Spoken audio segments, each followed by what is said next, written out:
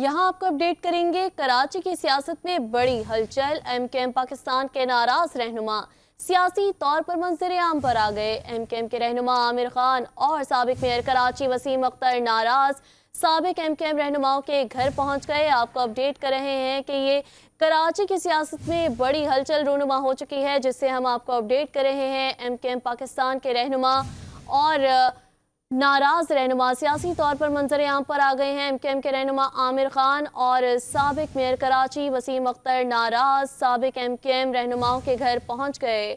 इस हवाले से मजीद जानते हैं हमारे नुमाइंदे मंजर इसी से। जी मंजर, अपडेट कीजिए, क्या तफसीलात हैं आपके पास?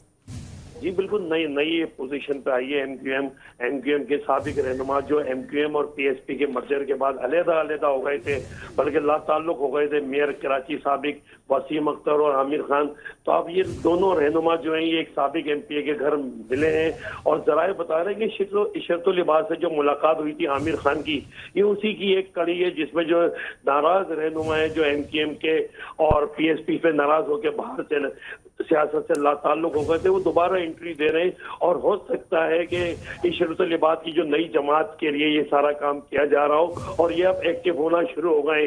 हमने कोशिश करी आमिर खान से बातचीत करने की, लेकिन उन्होंने फोन नहीं उठाया।